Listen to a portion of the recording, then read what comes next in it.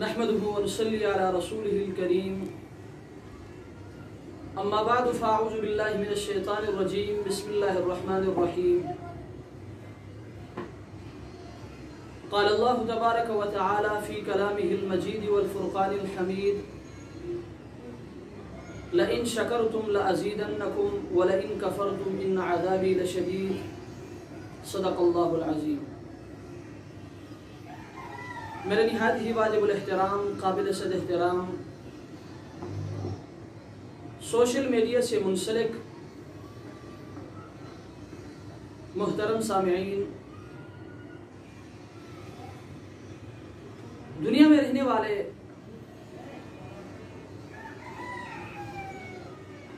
ہر انسان، ہر مسلمان کی یہ خواہش ہوتی ہے کہ میری اصلاح ہو جائے اور میں اللہ تبارک و تعالیٰ کے احکامات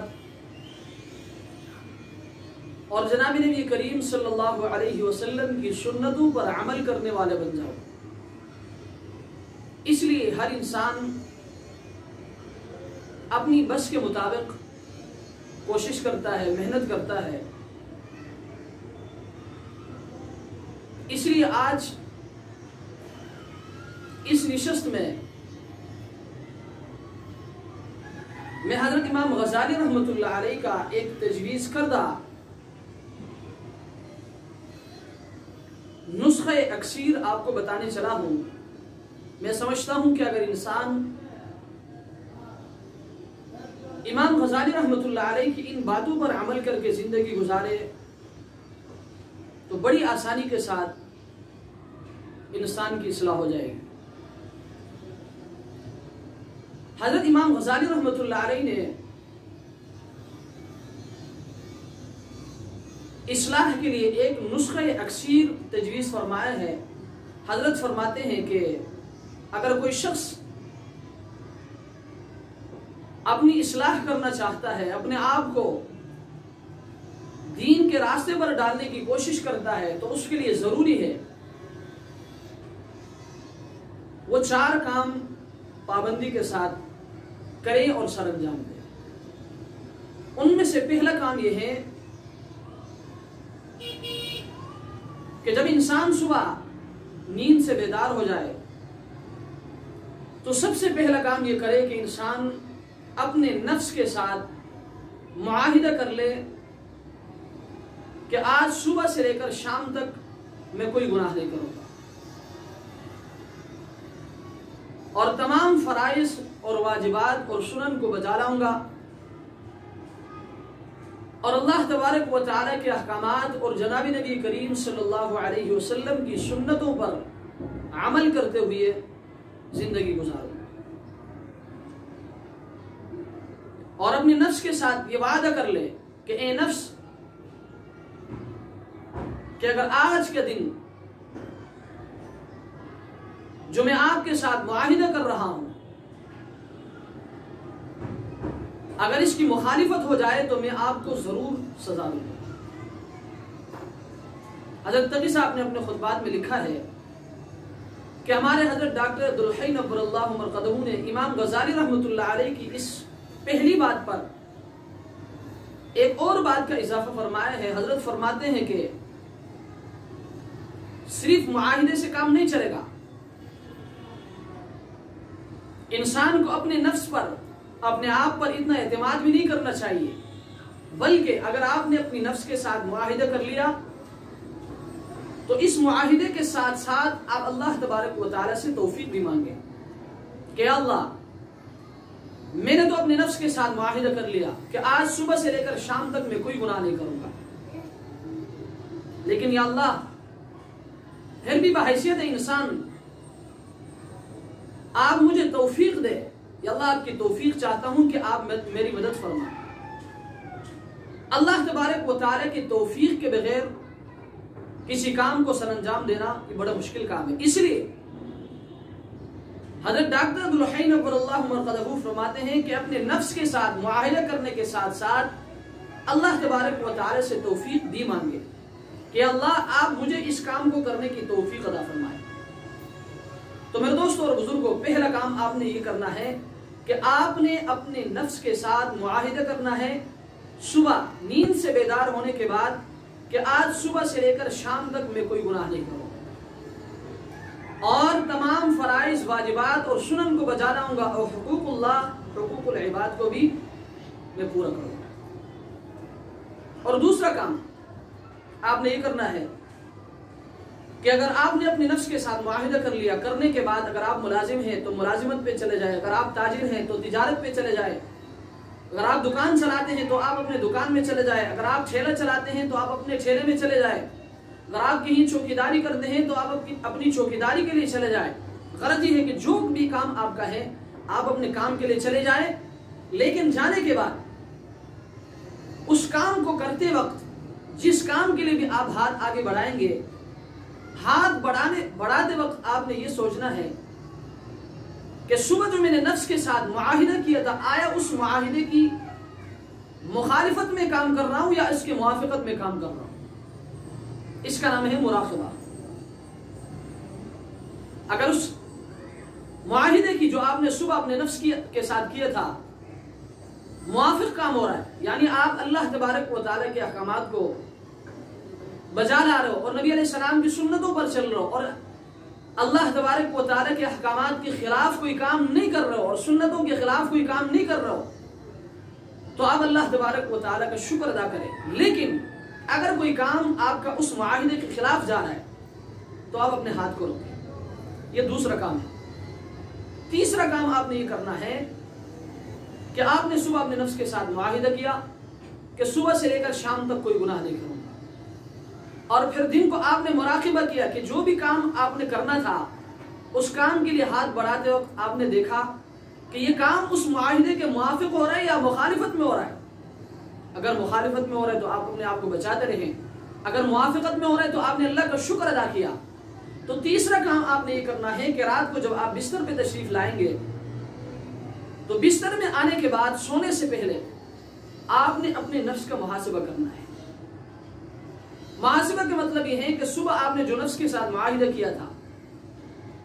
آیا صبح سے لے کر شام تک جتنے بھی میں نے کام کیے ہیں، اگر میں ملازم ہوں تو ملازمت میں نے کیسے کام کیا، اگر میں تاجر ہوں تو تجارت میں نے حرام کمایا یا حلال کمایا، اگر میں ٹھیلا چلانے والا ہوں تو میں نے اس میں کیسے کام کیا ہے، ناپ تول میں کہیں کمی بیشی تو نہیں کی۔ غرض یہ ہے کہ جو کام بھی آپ نے کیا ہے، آپ نے صبح سے شام تک جتنے بھی کام کیا ہے، آپ نے ان تمام کاموں کو دیکھنا ہے کہ میرے جتنے بھی کام میں نے کیا ہے، آیا یہ کام اس معاہدے کے مخالفت میں ہوا یا موافقت میں ہوا۔ اگر اس کی مخالفت میں ہوا ہے تو آپ کو پریشان ہونے کی ضرورت نہیں، آپ توبہ کر لیں۔ اگر آپ نے موافقت میں کام کیا ہے، کوئی کام اس کی مخالفت میں نہیں کیا، تو آپ اللہ کا شکر ادا کریں۔ اللہ کا شکر ادا کریں گے تو اس کا فائدہ کیا ہوگا؟ لَإِن شَكَرْتُمْ لَأَزِيدَنَّكُمْ۔ اللہ تبارک و تعالیٰ اس شکر کی برکت سے اللہ تبارک و تعالیٰ مزید آپ کو آگے بڑھائے گا۔ اور یہ کام ایک کام اور بھی اس کے ساتھ یہ کرنا ہے کہ آپ نے صبح اپنے نفس کے ساتھ یہ معاہدہ کیا تھا کہ اگر اس وعدے کے خلاف کوئی کام کریں گے تو میں آپ کو سزا دوں گا۔ آپ نے رات کو دیکھا کہ بحیثیت انسان کہیں آپ سے خطا ہوئی ہے،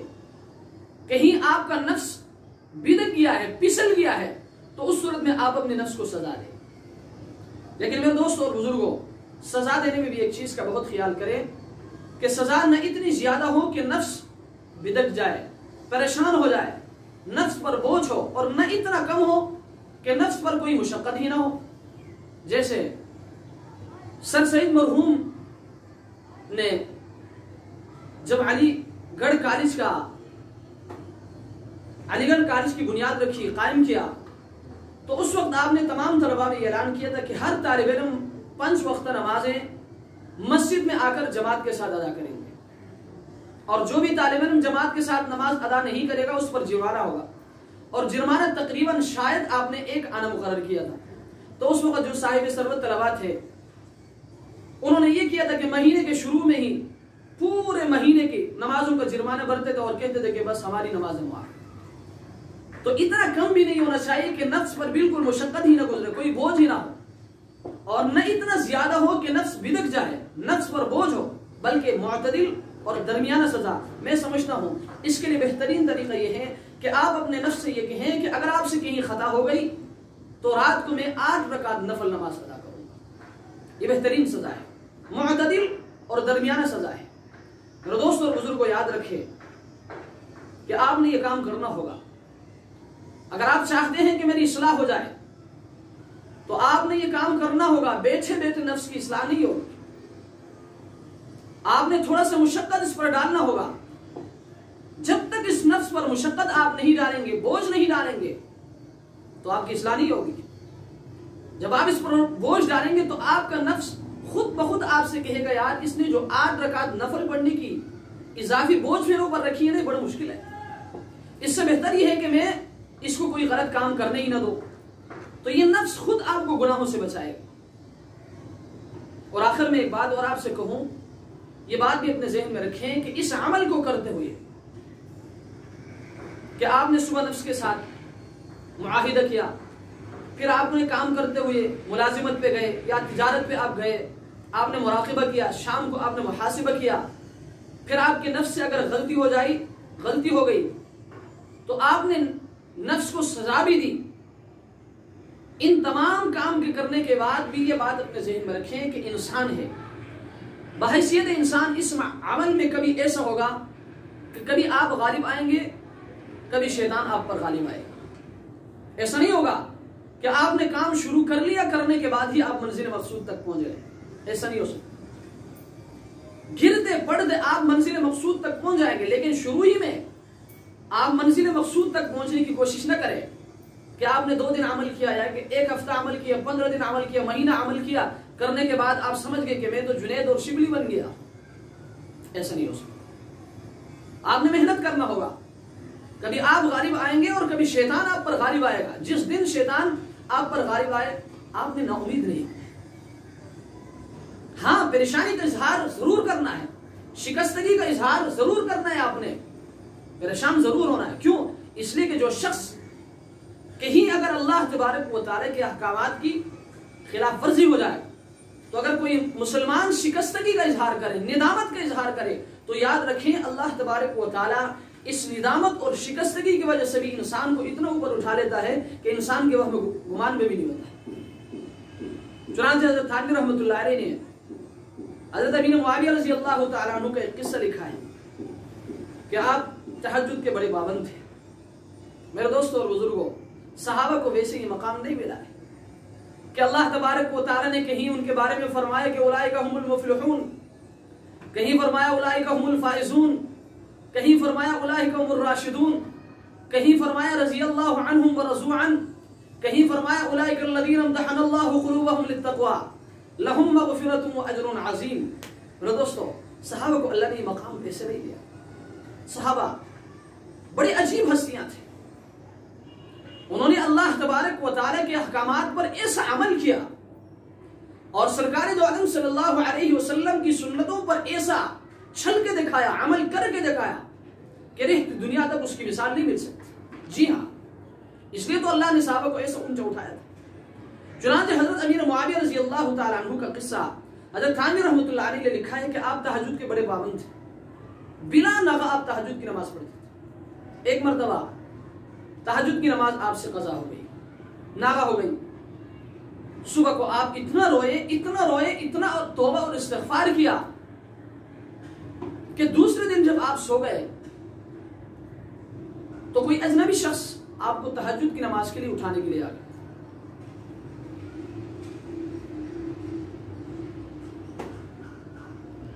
آپ حیران ہو گئے کہ یہ اجنبی شخص میرے گھر میں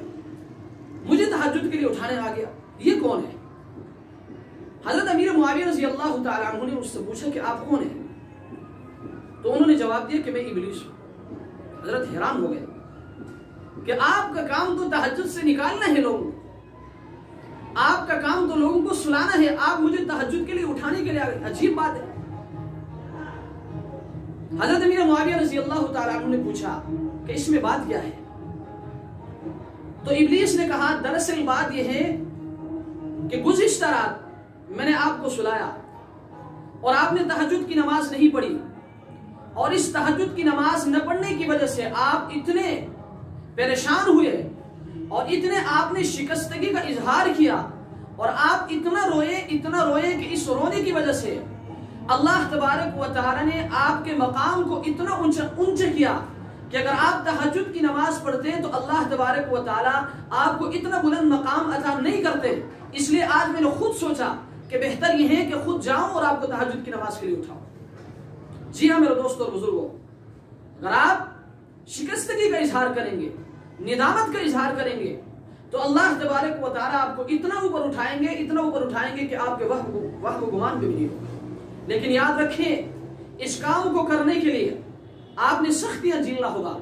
آپ نے مشقتیں اٹھانی ہوں گی. پہلے ہی دن سے آپ یہ گمان نہ کریں، یہ تصور نہ کریں کہ میں نے عمل شروع کر لیا اب تو میں شبلی بن گیا، جنید بغدادی بن گیا. نہیں، آپ نے مشقتیں اٹھانی ہوں گی، تکلیف آپ نے برداشت کرنا ہوگا، تب جا کے اللہ تبارک و تعالی آپ کو اٹھائیں گے. لیکن میرے دوستوں اور بزرگوں، یہ 1-2 دن کا کام نہیں ہے، پوری زندگی آپ نے اپنے عملی زندگی میں اس کو لانا ہے اور اپنے اعمال کے اندر اس چیز کو لانا ہے کہ آپ صبح جب اٹھیں گے سب سے پہلے اپنے نفس کے ساتھ معاہدہ کر لیں گے، پھر دن میں آپ مراقبہ کریں گے اور شام کو آپ اپنے نفس کا محاسبہ کریں گے. تو مجھے امید ہے کہ اللہ تبارک و تعالی یکسر طور پر آپ کی زندگی میں ایسی تبدیلی لائیں گے، آپ کی زندگی کو ایسا چینج کریں گے، آپ کی زندگی میں ایسی برکت آئے گی کہ آپ کے وہم و گمان میں بھی نہیں ہوگا اور آپ کو تصور بھی نہیں ہوگا کہ اللہ تبارک و تعالی نے مجھے کتنا اوپر اٹھایا. اس لیے میرے دوستوں اور بزرگوں، دعا فرمائیں اللہ تبارک و تعالی جتنی باتیں کہی اور سنی گئی ان تمام باتوں پر ہمیں عمل کرنے کی توفیق عطا فرمائے. وآخر دعوانا ان الحمد للہ رب العالمین.